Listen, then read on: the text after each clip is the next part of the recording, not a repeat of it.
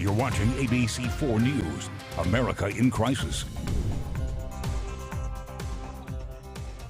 Welcome back to America in Crisis, a positive path forward. Now, within the last week or so, we've heard a lot about Utah's law and how it allows an officer's use of lethal force. So we want to take a look at the law right now. This is section 76-2-404 of Utah state law that reads in part, a peace officer is justified in using deadly force when effecting an arrest or preventing an escapee from custody following an arrest.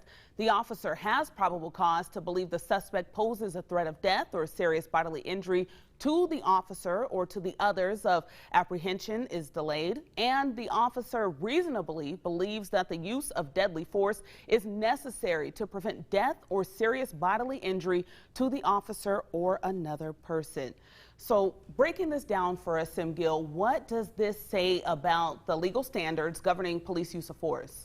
Well, these are standards that have been passed by our legislature. They mimic a lot that are around the country as well.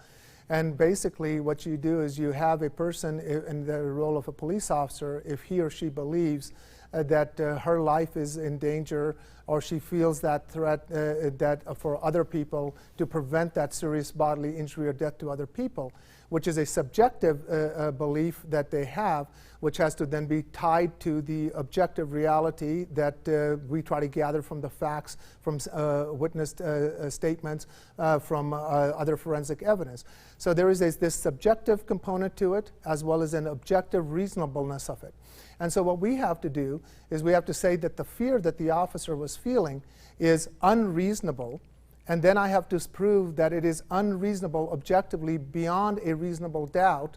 And so there is a favoring that occurs because law enforcement are engaged in very difficult situations, very violent situations. So the legislature has really sort of created this process where the bar for the use of force is relatively low, but the role for the burden of the prosecution is really high. And so it does create these exceptions where we have to sort of go through this process of what was going through the officer's mind and what the officer believed was unreasonable and not supported by any means that is externally available to them. So it's that balancing that we have to engage in. And some would argue that that favors overly to law enforcement. Others would argue that no, that's inherent to the dangerousness that law enforcement have.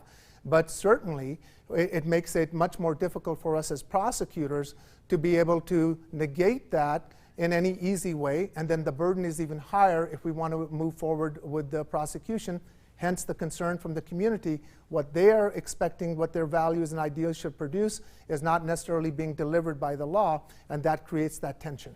So since taking office in 2010, your office has reviewed 99 officer-involved critical incidents.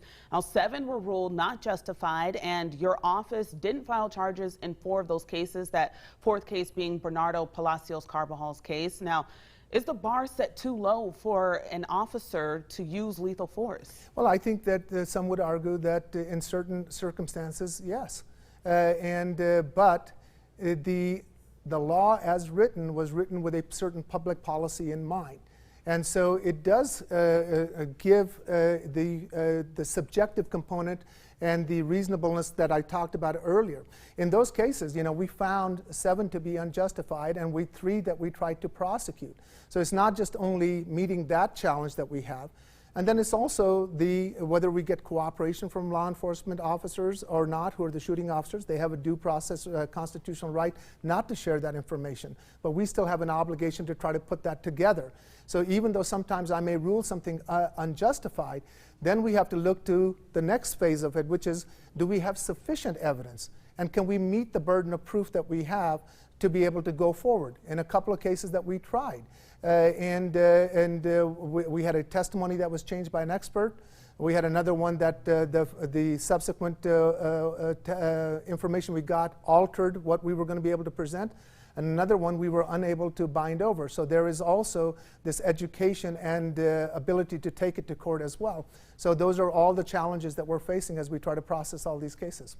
Got about a few seconds left here, but I do want to ask you, how do you rebalance the system without penalizing police who have to make these life or death decisions? So I think we have to have a very open, honest, transparent conversation, which we've tried to do, to bring the facts and the reality of the case in an unvarnished truth with warts and all.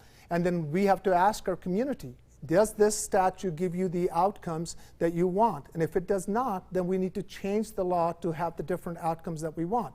And as a result, you know, we've tried to say to our legislators today that here's 22 ideas that you can look at, because that conversation needs to happen at the legislature, because the officers will meet.